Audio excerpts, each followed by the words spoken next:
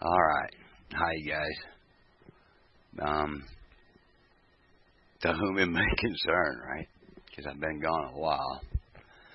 And I figured I owe you guys an update. Whoever's still out there listening or looking, a couple of you have brought me back around here by sending me messages on here.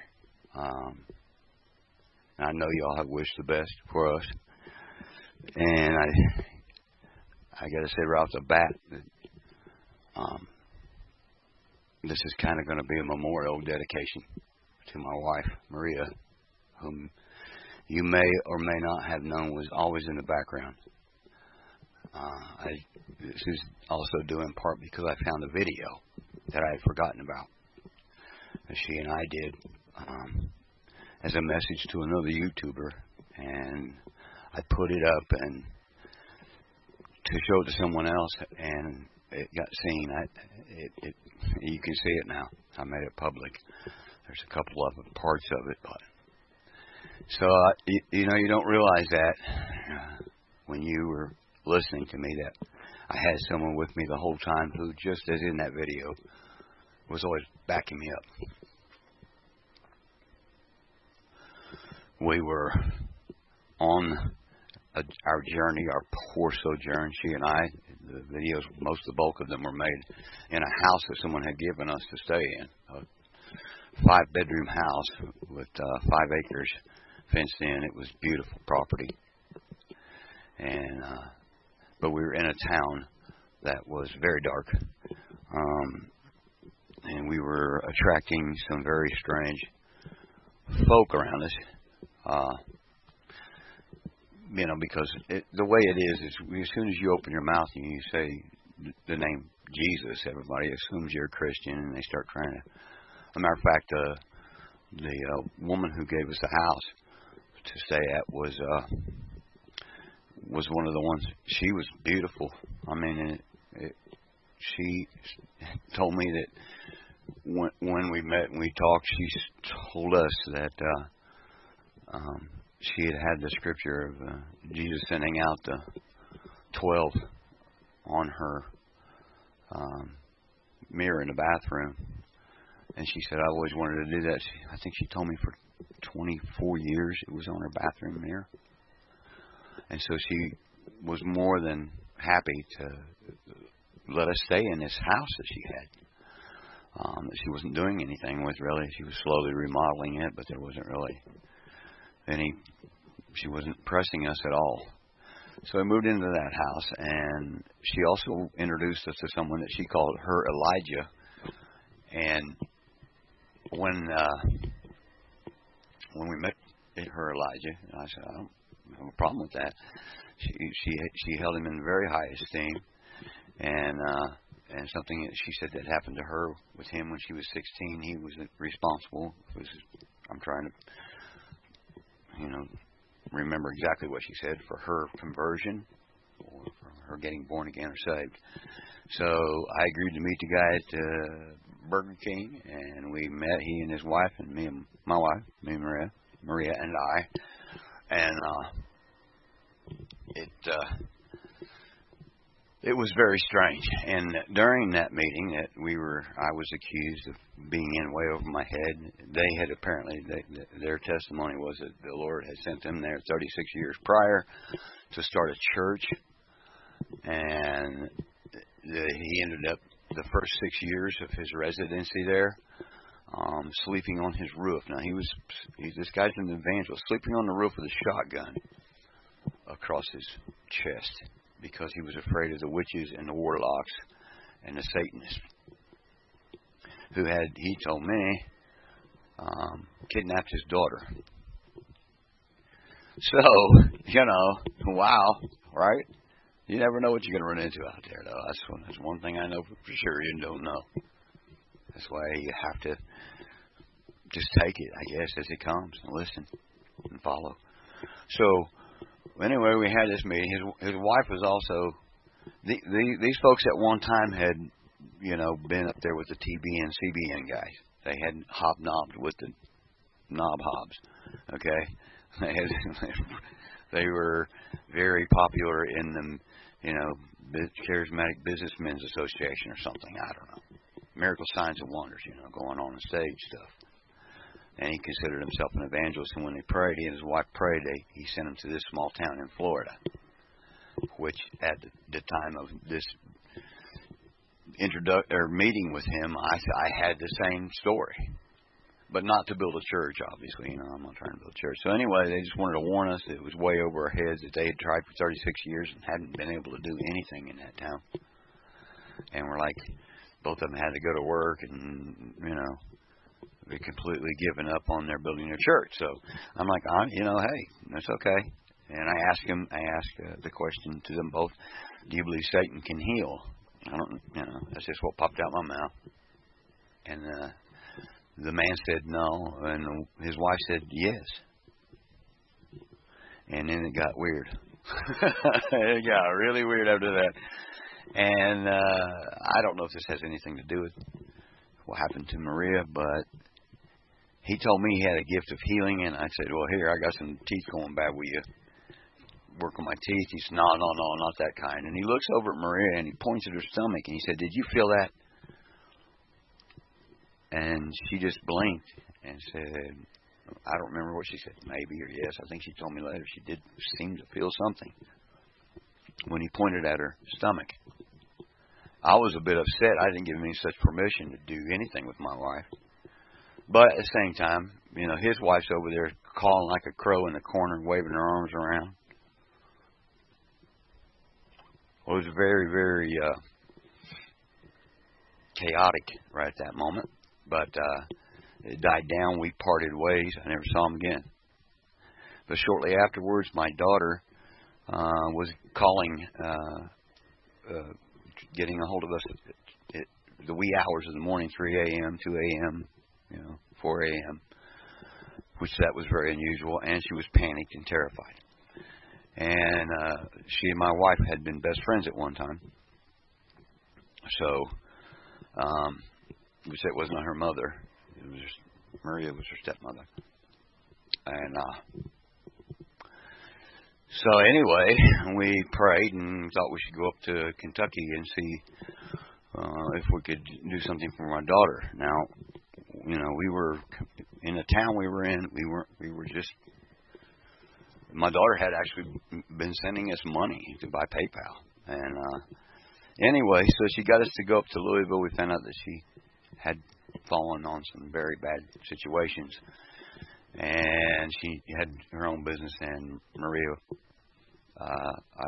tried to help her, and my daughter just had become an alcoholic, and just really everything went downhill. Maria got sick the very first day she went back to work. She went to work for my daughter, and that day she got sick. And about a year later, she left. She left her body here. So, and if you all want to know what I think about that, I think that she's sleeping. I think she's resting. She's at the resurrection when she wakes. So that's because that's what Jesus said. I like what Jesus said. I don't care what everybody else says anymore. Everybody can have whatever they want, but I find peace in that idea that she's not having to watch this torment that I've been going through now for a year and a half or more. So, she was an amazing woman, and we will all be glad she's back at the resurrection, as we will all the rest of us. And what I've learned from that woman, being with that woman, I'd like to pass on. Maybe I'll do some more videos. But she was amazing. She believed I could do anything I said, and by gosh, we did.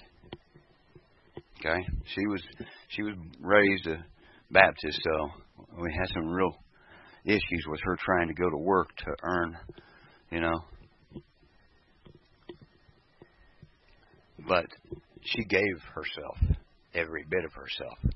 Those videos that I put up here, if any of you liked them, you can give her the accolades, because if it wasn't for her, I never would have made them. I would never have been in a position to make them. It was her idea to walk off. We were in a place, though. We were in a place at a time, you know.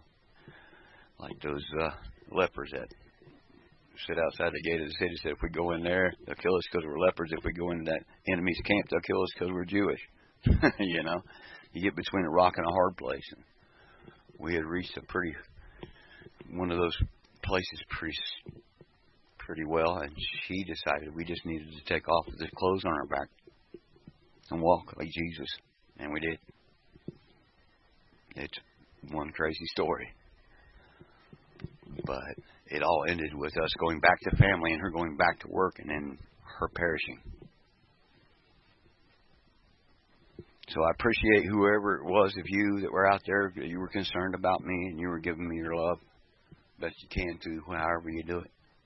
Telling Papa, asking Papa about what's going on with Brent and Maria. But so I made this. I don't know who's going to hear it. I never do. At one time, we had over, I think, 300 subscribers on this channel, and now there's 95. And so I figure it might be 95 of you, or maybe only 5 of you, or who knows if there's any. I know Mars out there. I saw you. Thank you, Mar, for saying hi. This channel has brought me so much from so little. You know, in 6 hours, I think it took me 6 hours to produce those 104 videos that I had on here, as far as getting the words recorded. But it brought me friends and family that I very much appreciate. Cole, if you're out there, what's up, man? And the rest of you who contacted me and given me your best, I appreciate it all. And if you want me to make some more videos, I guess I can. There's a lot that I've learned between now and then, or then and now, whichever.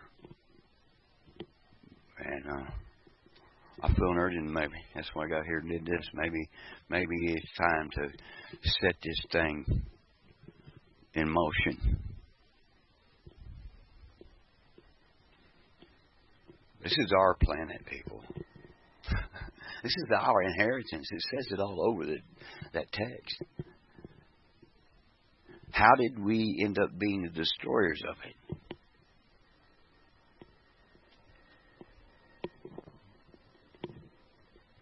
Because somehow we got the idea that we needed a God, and then that God told us we needed to get out of the garden. And He's been trying to kill us ever since.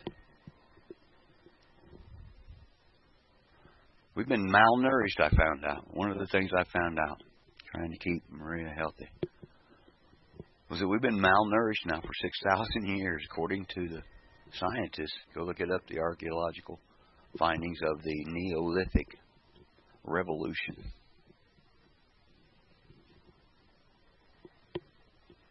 You'll see where science and the Bible were in total agreement. Something happened about 6,000 years ago that took us off, drove us insane and made us start tearing up the earth and eating grain, which is definitely not our natural diet. In that book, it's all about grain and grain offerings and planting this and that one, grain seeds. And then Jesus came along and told me how to plant, huh? He said my Father's kingdom was like a man who went out one day, threw seed at the ground. What a crazy way to plant. I thought Jesus was crazy the first time I read that. I was born and raised on a farm, working in a garden. You don't throw seed up on the ground. The weeds, it's a bad idea. He said, then the man went to bed, went back home, went to bed.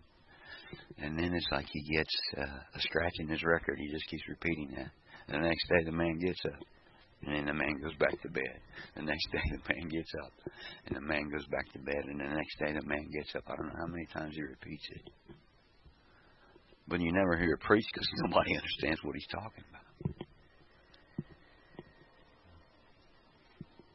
But that is the Father's kingdom on this planet. That's how it's supposed to work. That's what He tried to get us started with when He put us in the garden. That was the prototype for the entire planet. A place where we could be safe and nourished and live without fear. And see Him and know Him, and because in everything He's done on this planet, He's done it so that we could find Him in it. This is our mother. We are hybrids. We were created from this earth. Whoever's trying to get us to go to heaven when we die is not doing anything I can find in the text. The only time you ever see anybody go to heaven, they're terrified and horrified. Enoch, you read his book of Enoch, when he went up, he had to freeze his face just so he could look at the light. What people call source. It's not a place for us. We're flesh and blood. We are hybrids. Jesus kept talking about we should be able to live forever. And one thing He said we was having trouble with, apparently, as far as I can tell, was the spirit's willing, the flesh is weak. The Holy Spirit's here. And if we can get our flesh, I believe, to the place where we were before we got run out of the garden, and go beyond that even. The very first instructions to us were to be fruitful, multiply, and cover this planet. One of those things you got to kind of dig out. Which, after 36 years of me digging out the Bible, I hope I'm done with it, really. It didn't help anyway. No matter what I found in those texts that proved that we had taken a wrong turn, I was just rejected.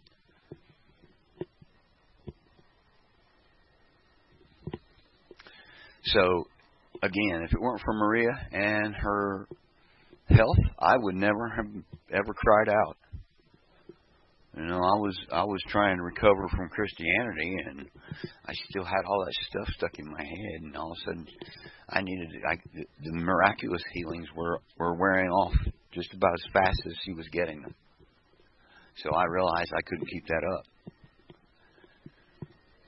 I'm a student. I don't know how to do everything yet.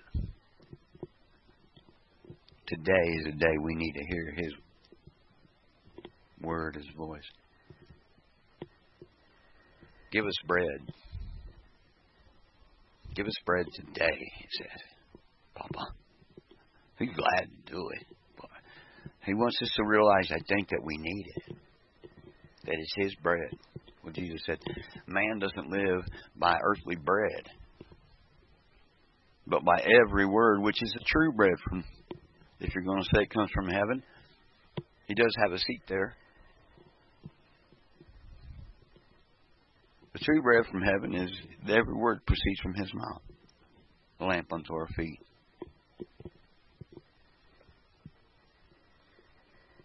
But I'm still learning that. I've been doing 36 years. I can tell you some things that maybe not a good idea. Okay? When you find out Jehovah's Satan, you might not want to go out and tell everybody really loud unless you want to get her, persecuted. Weird stuff can happen. Whether it's truth or not doesn't matter. We have all decided to make gods unto ourselves. And there is a flood coming, by the way. But it's not the Father wiping out men. Our Papa doesn't kill anymore.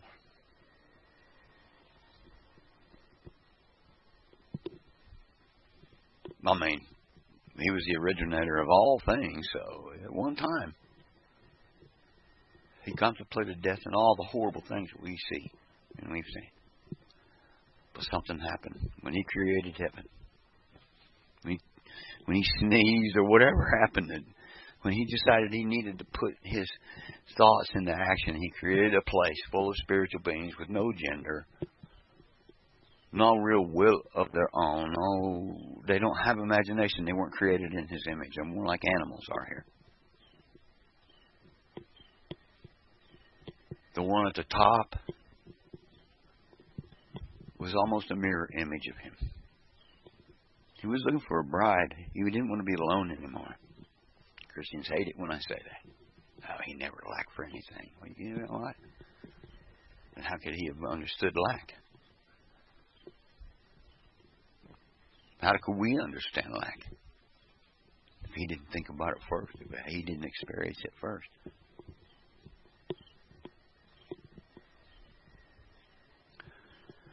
So,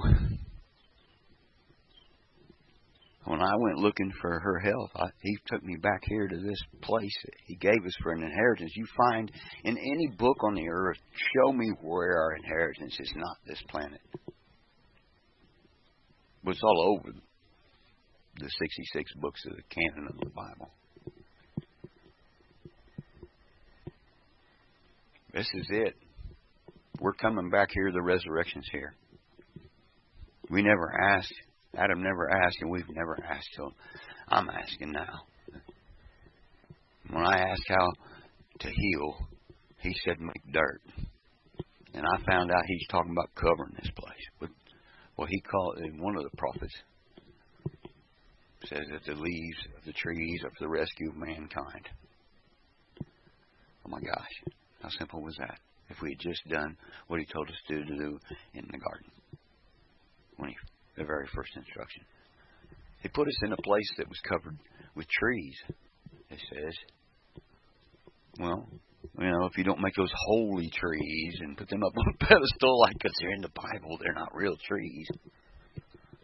They're figurative trees. They're real trees, drop their leaves. Adam and Eve would have sit there and watched that process and ask about it. I would think that they would want to expand that to the rest of the planet. Anyway, Adam never asked, and snake comes along. You know the story. We were deceived. What happened in the garden is our defense. We were brand new. We didn't ask. That was the problem. We didn't know, but we didn't ask. You hear Eve, she's reciting, I don't know who she heard it from, but that's not what was told to Adam. The snake says, go ahead, grab it. And she's like, no, we shall surely, you can't even touch this or we'll surely die. That's not what was said. It was, you're not supposed to eat it. I'm pretty sure it wasn't right. Because what I see now, that the way this snake works, this Yahweh snake, whatever you want to call him, one who thinks he's God over us, we're God over him, folk. That's what Jesus was trying to show us, you understand? When he came up on those things, they freaked out and did whatever he said. And then when he sent out the 12 and the 72, he came back saying, they do whatever we say. We were created after them. All the religions on earth have got it backwards. It doesn't make sense. We were created in his image so we could understand this very concept. When we start a project, when we start out small and we work our way up with our imagination, and finally we'll take out a hammer and nail and try to put something together. And the end product, the last thing that we make is the end product. Oh, there it is. I finally got it, And you see him going through, in the text, the creation, the order of things. It starts out with the microbial and, first the basics, day and night. And creepy crawlies, bacteria, and all that. And he works his way up. And last day, sixth day, here we are. Here we come. Every day he said, it's good. At the end of the day, he said, it's good. He knew he was working the right thing. He was working.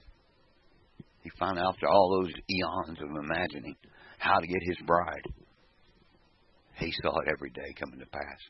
Get closer and closer. And he got to us. And at the end of that day, he said, it's good. Very good. Yes. And he puts us in the garden, gives Adam some instruction, and he ripped Adam and he told him, you'll find the animals and know them. You can go study that yourself. And he comes back because, no. Because why? Because Father said it's not good for man to be alone. I guess that's the Father. We'll have to see. I don't know. That sounds right to me. That's what he was looking for, was a bride.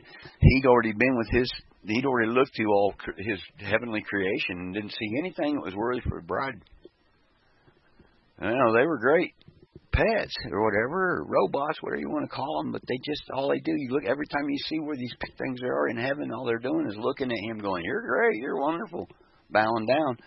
You know, nobody wants a wife like that. You might think you do, okay? But you don't. In reality, you want someone who that can cause you to grow, not just blow smoke. Not just a yes man, woman, or whatever. Yes woman. And Maria helped me understand all this, because she was Eve to me. Eve, the greatest, the last of the creation. He tore Adam in half after he said, put him, the theologian said, man, he almost killed Adam. You know, at least a coma. And ripped him in half. It wasn't just his rib. Go look. Ripped him in half. Which I think he's done that with himself to get us here. Anyway. He told Adam no, when Adam was already in the garden when this happened, and he'd already told him about that fruit on the tree, and then all this other happens, he ripped him in half. I don't know where Eve got that instruction. Did she miss it? Understand? You know, because I don't know what, I've never been ripped in half, and that's my other half, so I don't know how she made the mistake. I mean, was she lying? Was she afraid? Why would she say, no, I can't even touch that, or I'll die? No, but it seems to me like the snake still uses that kind of, strategy. Excuse me, I'm drinking some coffee. Oh boy. Hang on. Anyway, you guys, if you want to hear more of this, let me know. Because, I don't, since she's gone, I don't know. I'm just getting over that good, I'm looking to see what next. So I got some time on my hands right now. I'm living an amazing life right now that Maria provided. I made it to the project that I was looking to put she and I on, and it's an amazing life, really. It's given me a chance to be able to mourn and work through this as I please, pretty much. Been left alone to do it. So anything you guys have done to encourage that, thank you. Thank you. Okay. Yeah. So yeah. I want to talk about John the Baptist and Elijah. Anybody want to hear about that? If you want to hear about John the Baptist and Elijah, let me know, okay? And I'll try to crank another one of these up. Right now, I got to get off here and find a way to make a background. Thunderous peace.